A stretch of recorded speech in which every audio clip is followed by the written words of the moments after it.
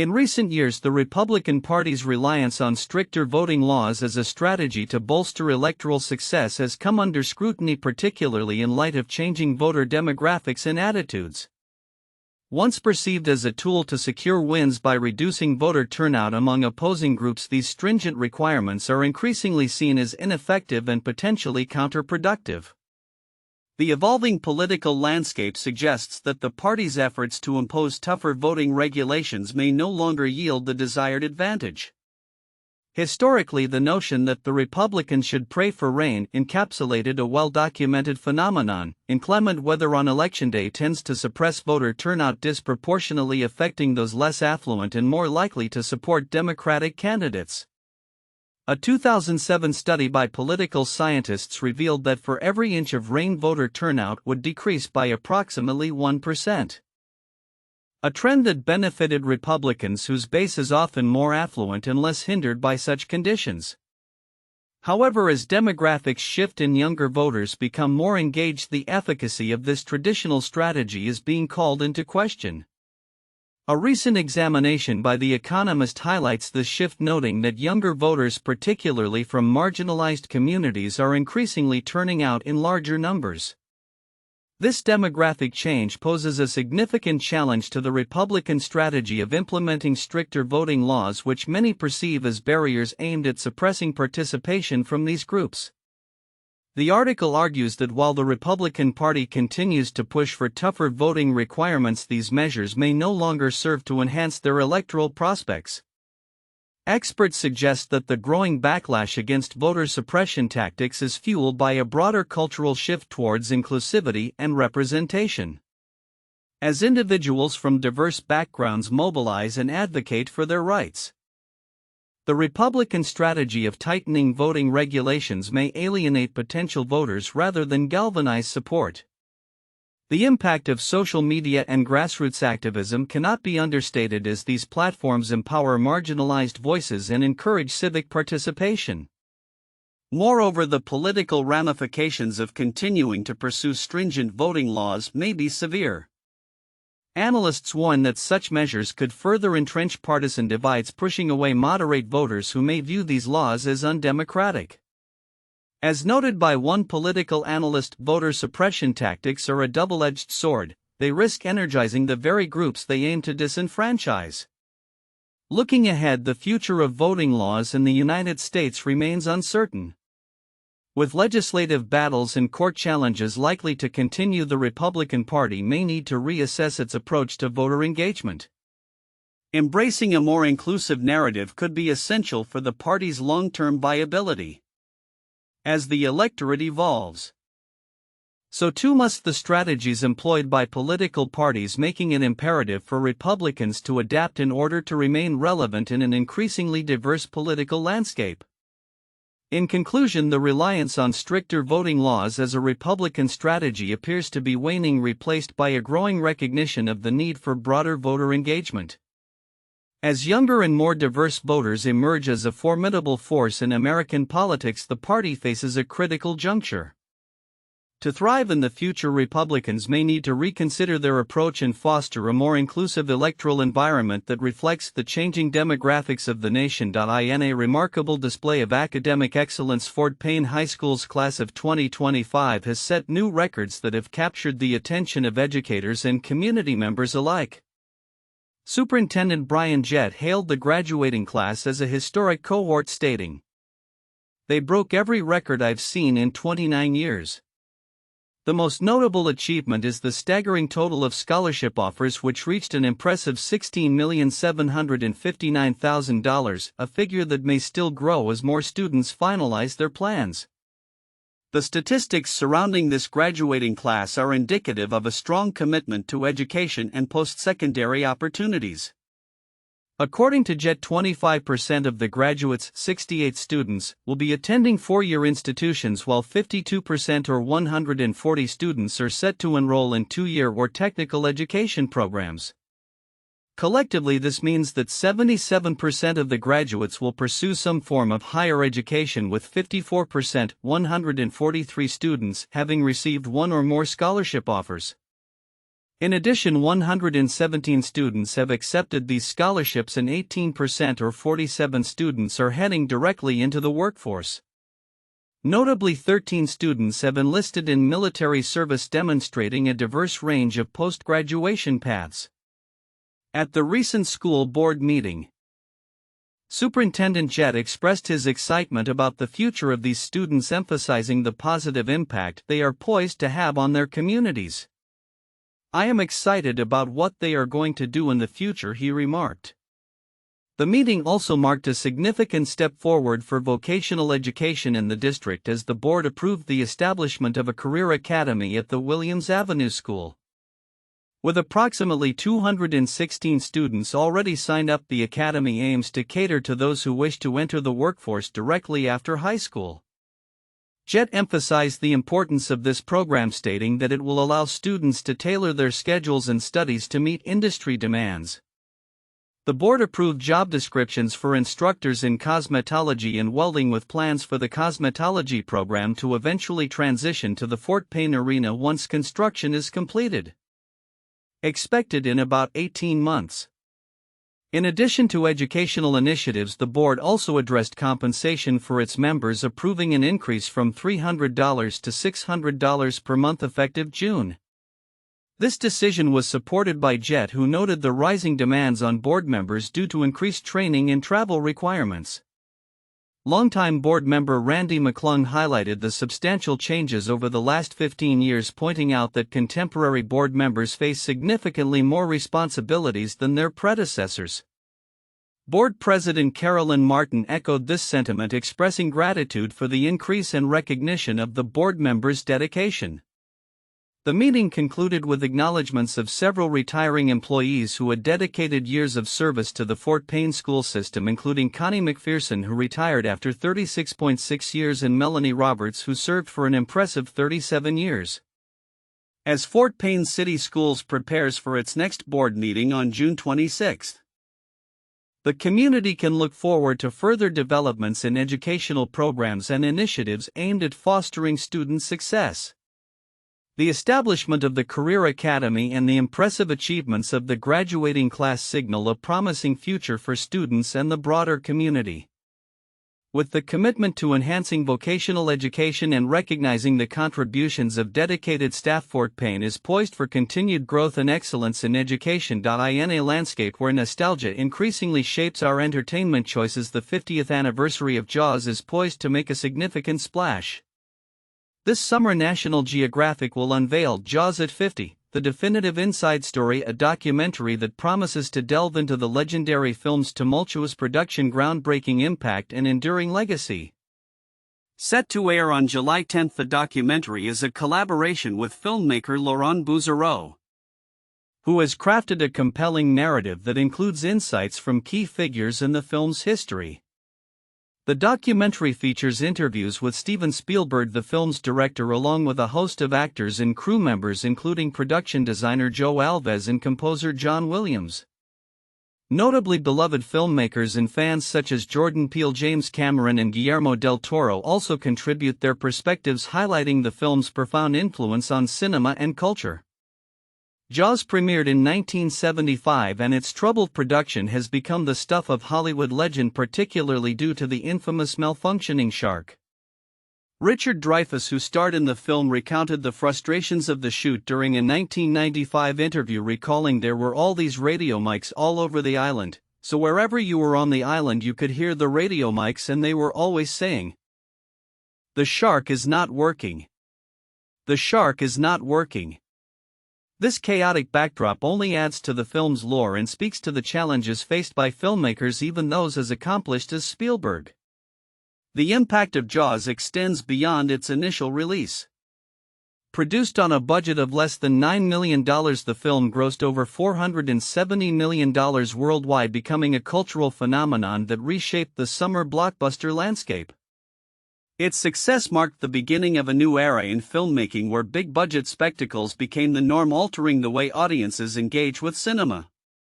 The documentary is not just a retrospective, it is part of a broader celebration that includes Jaws, the exhibition set to open at the Academy Museum of Motion Pictures on September 14. This exhibition will feature iconic artifacts from the film, including a full-scale model of Bruce the Shark, further solidifying the film's place in cinematic history. In a recent interview, Steven Soderbergh, another prominent filmmaker, expressed his fascination with the intricate details of the Jaws production. He noted the excruciating challenges faced during the filming, particularly the transition from land to sea. After they've done all the land shooting and they get out into the ocean, it starts to go bad, he said, emphasizing the relentless nature of the production difficulties that have since become legendary. As we approach the release of Jaws at 50, it is clear that the film's legacy continues to resonate with audiences and filmmakers alike. This documentary not only serves as a tribute to a cinematic milestone but also as a reminder of the unpredictability and creativity that define filmmaking.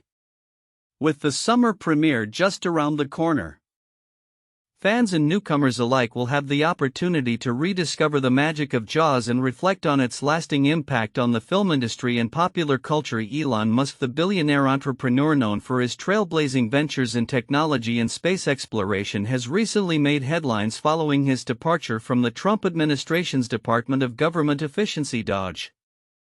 In an interview with CBS News, Musk expressed his reluctance to accept full responsibility for the actions of the administration, a statement that has sparked significant discussion regarding the intersection of business politics and accountability. Musk's comments came shortly after his formal exit from the government role, which he held for a limited term of 130 days. During the interview with CBS News' David Pogue, he described the public criticism directed at DOGE as unfair, particularly in light of the controversies surrounding President Trump's tariffs and their potential impact on Musk's business interests. "If there was some cut, real or imagined, everyone would blame DOGE," Musk remarked, highlighting the delicate balance he has navigated as both a government advisor and a business leader. Throughout his tenure, Musk acknowledged that he did not agree with every action taken by the administration. "It's not like I agree with everything the administration does. I agree with much of what the administration does. But we have differences of opinion," he explained. This nuanced stance reflects the complexities of operating within a political environment while maintaining a public persona as an independent innovator. The timing of Musk's remarks is particularly critical as they coincide with his vocal disappointment regarding the big, beautiful bill championed by Trump. Musk argued that the financial implications of the bill would exacerbate the budget deficit rather than alleviate it, thereby undermining the efforts of DOGE to cut government spending effectively. His assertion that the administration's fiscal policies conflict with the mission of DOGE has opened a new chapter in the dialogue about government reform and fiscal responsibility. Musk's exit from DOGE has drawn attention not only due to his high-profile status but also because of the ambitious goals he set for the department. Initially, he claimed that DOGE would save the government up to $2 trillion, a figure he later revised down to $1 trillion. According to DOGE's own claims, the department has purportedly saved around $175 billion so far, though this number has faced scrutiny for its accuracy, with reports indicating significant discrepancies in the documentation supporting these savings. Adding to the intrigue surrounding Musk's departure, reports have emerged suggesting that Trump privately questioned the feasibility of Musk's promised cuts. Unnamed sources indicated that the president expressed skepticism about whether Musk could deliver on the ambitious spending reductions he had proposed. As Musk transitions away from his formal governmental role, he has made it clear that he intends to maintain a supportive relationship with Trump, stating at a press conference, "I'll continue to be visiting here and be a friend and advisor." This commitment hints at the possibility of Musk remaining a significant figure in the political landscape, particularly as the nation grapples with ongoing debates about government efficiency and fiscal policy.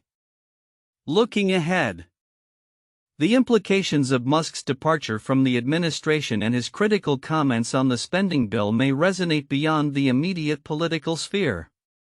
As discussions about government reform continue, Musk's influence as a tech leader and his insights into the intersection of business and politics will likely remain a focal point for both supporters and critics alike. The evolving narrative of Musk's role in shaping government efficiency highlights the ongoing challenges faced by leaders attempting to navigate the complex relationship between innovation policy and accountability. In an era marked by uncertainty and rapid change, an increasing number of individuals are turning to astrology and fortune-telling as sources of guidance and reassurance. This trend, which has gained significant traction in recent years, is reflective of a broader quest for meaning amidst the complexities of modern life. As reported by the Jacksonville Journal-Courier, a growing community is now seeking answers in the stars, with many finding solace in the insights provided by astrologers and tarot readers. According to recent surveys, nearly 30% of adults in the United States have consulted an astrologer at some point, a notable increase from previous years. This surge in interest can be attributed to several factors. The ongoing global health crisis, economic uncertainties, and societal shifts have left many feeling adrift. Astrology offers a framework that helps individuals make sense of their experiences and navigate their personal challenges.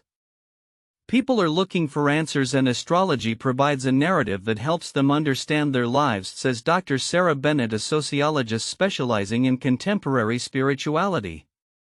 Astrology's appeal is further amplified by its accessibility. With the rise of social media platforms, astrological content has become ubiquitous. Influencers and self-proclaimed experts have cultivated large followings by sharing daily horoscopes and personalized readings, making astrology a part of everyday conversation. This digital transformation has democratized access to astrological guidance, allowing individuals to engage with it in ways that were previously limited to niche communities. Moreover, the intersection of technology and astrology is creating new opportunities for practitioners. Online platforms and mobile apps have made it easier for users to connect with astrologers, facilitating real-time consultations and personalized insights. This shift not only enhances the user experience but also expands the market for astrology-related services. According to industry estimates, the astrology market is projected to grow significantly in the coming years, driven by the increasing demand for personalized spiritual guidance. While some skeptics dismiss astrology as mere entertainment, its impact on mental health and personal well-being cannot be overlooked. Many users report feelings of empowerment and clarity after engaging with astrological content. For me, astrology is a tool for self-reflection, shares Emily Chen, a 27-year-old marketing professional.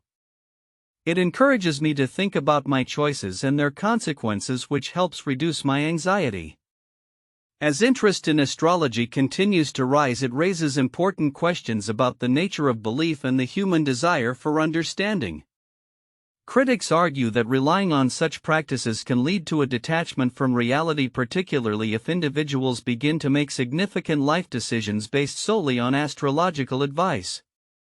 However, advocates contend that astrology is not meant to replace rational decision-making but rather to complement it, serving as a source of inspiration and encouragement.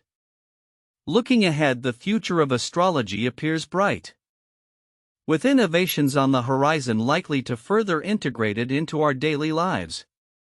As more individuals seek comfort in celestial guidance, the conversation around astrology will likely evolve, reflecting broader societal trends and attitudes. Whether one views it as a legitimate practice or simply a comforting pastime, its growing popularity is a testament to the human need for connection, understanding, and hope in an unpredictable world. In a turbulent political landscape, President Donald Trump's tariff policies face significant legal challenges that could reshape the fabric of American trade relations. As tensions escalate, recent developments in the courts and among global trading partners raise questions about the sustainability of his sweeping import taxes, which have already stirred economic uncertainty across various sectors. The legal battle surrounding Trump's tariffs intensified recently when the U.S. Court of International Trade ruled that many of the tariffs imposed by the Trump administration exceeded the authority granted by Congress. This decision is rooted in the major questions doctrine, a legal principle that has already been employed by the Supreme Court to challenge the Biden administration's executive actions on climate change and student debt. Legal scholars like Ilya Salmon emphasize the gravity of the situation, asserting, "If this is not a major question, then I don't know what is," referring to the economic implications of the tariffs, which are projected to total $1.4 trillion over the next decade. The administration has argued that the tariffs justified under the 1977 International Emergency Economic Powers Act are necessary for national security and foreign affairs. However, critics contend that using such broad powers for economic measures could set a dangerous precedent. While the Justice Department maintains that the major questions doctrine does not apply when Congress has directly conferred authority to the president, the legal landscape remains precarious. In a related development, President Trump announced at a Pennsylvania rally that he plans to double tariffs on steel imports from 25% to 50%, claiming this move will bolster the American steel industry. This announcement comes amid accusations that China has violated its trade agreements with the U.S., further straining relations between the two countries. Trump emphasized the need for robust tariffs, stating, "The bad news is that China has totally violated its agreement with U.S." Such rhetoric suggests that the administration is willing to escalate tensions rather than seek diplomatic resolutions. The legal uncertainty surrounding the tariffs has not only affected international relations but has also reverberated through U.S. markets. The recent ruling by the Court of International Trade temporarily blocked several tariffs, but the Federal Circuit Court has allowed them to remain in effect while legal arguments are considered. This back and forth creates a volatile environment for businesses reliant on international trade, as companies like ELF Beauty and Gap Incorporated express concerns about rising costs and the impact of tariffs on their supply chains. As businesses navigate these turbulent waters, there is a palpable sense of urgency to adapt to the changing legal and economic landscape.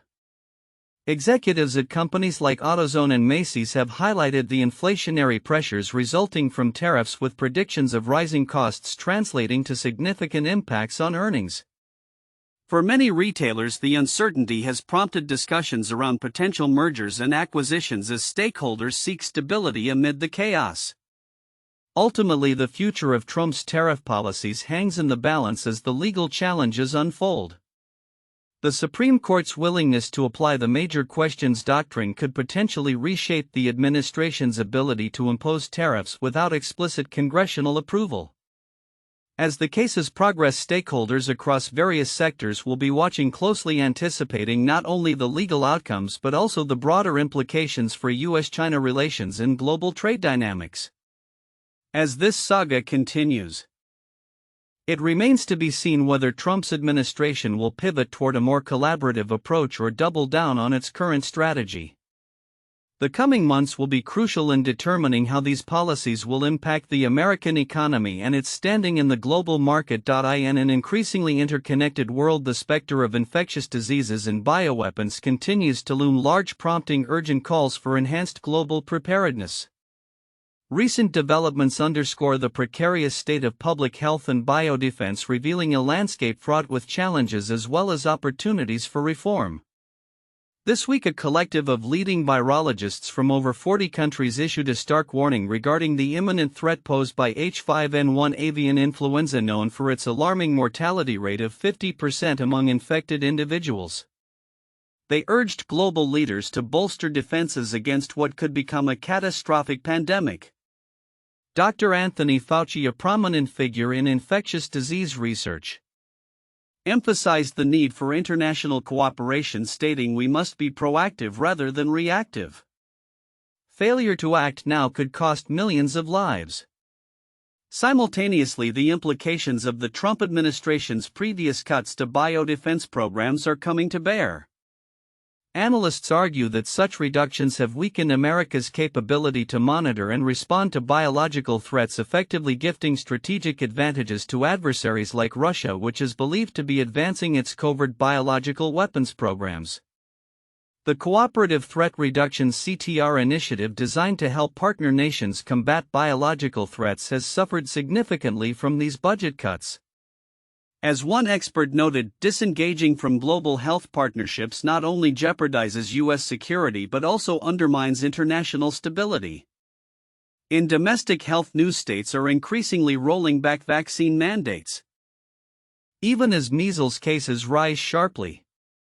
Recent legislation in Idaho and West Virginia has made it easier for individuals to opt out of vaccinations, raising alarms among public health officials. The CDC's diminishing communication on disease outbreaks further complicates the situation. Reports indicate a significant reduction in health alerts and newsletters, leaving healthcare providers and the public in the dark about emerging threats. Compounding these issues, President Trump has proposed a complete elimination of funding for the Department of Health and Human Services Hospital Preparedness Program. This initiative, established after September 11, is vital for ensuring that healthcare systems are equipped to handle disasters, including pandemics. Cutting this funding could have devastating effects on our national preparedness, warned a health policy analyst. On the international front, the U.S. government has imposed sanctions on Sudan for its use of chemical weapons, as detailed in a recent report. This action underscores the ongoing global challenge of enforcing treaties like the Chemical Weapons Convention, especially when signatory nations violate their commitments. In light of these developments, the cancellation of a nearly $600 million contract with Moderna for pandemic flu vaccines raises further concerns about the U.S. commitment to vaccine readiness. The decision, driven by a review from the new leadership at HHS, is perceived as a significant setback for national pandemic preparedness. As the world grapples with escalating health threats from avian influenza to the resurgence of measles, experts warn that the time to act is now. The recent WHO pandemic agreement, while a step in the right direction, highlights the complexities of international collaboration in health governance, especially as the U.S. navigates its withdrawal from the World Health Organization. The future of public health and biopreparedness hangs in the balance. It is imperative for governments, health organizations, and the scientific community to unite and prioritize investments in health security. Without a robust response to these multifaceted challenges, the potential for future pandemics and biological threats remains a critical risk. As we look ahead, it is clear that the path forward must involve not only immediate action but also a commitment to long-term resilience and global health. In an exciting development for families and nature enthusiasts in Vermont, the Bonnievale Environmental Education Center is set to host the Little Explorers Nature Playgroup on June 2, 2025. This free event invites children aged 3 to 5 along with their caregivers to engage in a day filled with nature walks, seasonal songs, stories, and crafts, all guided by a naturalist educator from the center. The program aims to foster curiosity and a love for nature among young children, providing a platform for discovery, wonder, and play. The Little Explorers Nature Playgroup is designed to encourage children to connect with the natural world through hands-on experiences. "We will explore and be curious together," said a representative from the Bonnievale Environmental Education Center. As part of the program, participants will have the opportunity to engage in various activities that not only entertain but also educate about the environment and local ecosystems. Scheduled to run from 8 a.m. to 5 p.m., the event addresses the growing recognition of the importance of outdoor play in early childhood development. Research consistently highlights the myriad benefits of outdoor activities for children, ranging from improved physical health to enhanced emotional well-being. In an age where screen time often takes precedence, initiatives like the Little Explorers Nature Playgroup serve as a refreshing reminder of the value of nature in children's lives. The Bonnievale Environmental Education Center, located at 1221 Bonnievale Road, Brattleboro, Vermont, has been a cornerstone of environmental education in the community. With a mission to inspire a deeper understanding and appreciation of the natural world, the center has developed various programs aimed at different age groups and interests. The Little Explorers Nature Playgroup is a testament to their commitment to fostering environmental stewardship from a young age. This event reflects a broader trend in educational practices, emphasizing experiential learning and the significance of outdoor experiences in shaping children's understanding of their environment. As families seek enriching activities during the summer months, programs like this not only provide entertainment but also instill lifelong values regarding nature and conservation. Looking ahead, The Bonnievale Environmental Education Center plans to continue offering diverse programming that connects families with nature. With the Little Explorers Nature Playgroup set to kick off this summer, it promises to be a delightful and educational experience for children and caregivers alike, setting the stage for many more adventures in the great outdoors. As societal tensions rise across the globe, a profound warning emerges from the pages of Military Strategy magazine. In a pair of compelling essays, Dr. David Betts, a strategic studies scholar, details the unsettling potential for civil conflict within Western nations. He highlights a convergence of social instability, economic stagnation, and cultural disintegration that threatens to unravel the fabric of communities long regarded as stable and cohesive. In the first installment, Betts argues that Western societies face a unique set of vulnerabilities that may lead to widespread internal strife. He meticulously outlines three key dimensions that could catalyze civil conflict: the erosion of social cohesion, the rise of identity politics, and a collapse of institutional trust. Notably, the essay underscores the increasing political polarization that has fragmented communities along urban-rural lines. Betts notes the perception of downgrading among majority demographic groups is a powerful driver of civil discord, revealing how shifts in power dynamics can incite unrest. The implications of these tensions are stark. Betts draws on statistical analyses to illustrate the alarming likelihood of civil conflict, estimating a 60% chance of violent unrest in at least one Western nation within the next 5 years. This probability rises significantly when considering the interconnectivity of modern societies. An outbreak of civil war in one country could easily trigger similar conflicts elsewhere. Such predictions are not mere speculation, they echo sentiments expressed by political leaders and scholars who have begun to acknowledge the perilous state of societal stability. The second part of Betts's analysis delves deeper into the strategic realities of potential civil wars. He emphasizes the necessity for military and governmental leaders to prepare for internal conflict, as the predominant threats to national security may soon emerge from within rather than from external adversaries. He warns that modern civil wars are likely to exploit critical infrastructure, targeting resources essential for urban survival, which could lead to massive displacements and humanitarian crises. Betts's call to action is clear: military leaders must shift their focus from traditional external threats to the internal vulnerabilities that lay ripe for exploitation. He compares the current Western predicament to that of the Soviet Union before its collapse, urging commanders to adopt a mindset that prioritizes readiness for civil conflict. The danger is clear and present, he asserts, imploring leaders to recognize the immediacy of the threat and to formulate strategies that address the likelihood of civil unrest. As the discourse around civil conflict gains traction, it raises crucial questions about the future of Western democracies. The potential for widespread unrest fueled by economic dissatisfaction and identity politics poses a significant challenge for governments seeking to maintain order and stability. The societal fractures identified by Betts reflect broader global trends, signaling that the West may not be as insulated from internal conflict as once believed. In conclusion, Betts's essays serve as a critical reminder of the precarious state of Western societies. As leaders and citizens alike grapple with the implications of these emerging tensions, the call for proactive measures has never been more urgent. The landscape of conflict may be shifting, and the need for comprehensive strategies to address internal discord will be paramount in the years to come.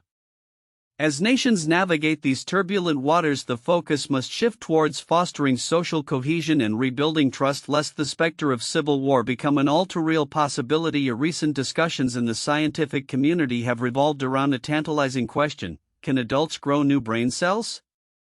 This inquiry touches upon the broader themes of neuroplasticity and brain health, with significant implications for understanding cognitive aging and potential therapeutic approaches to neurological conditions.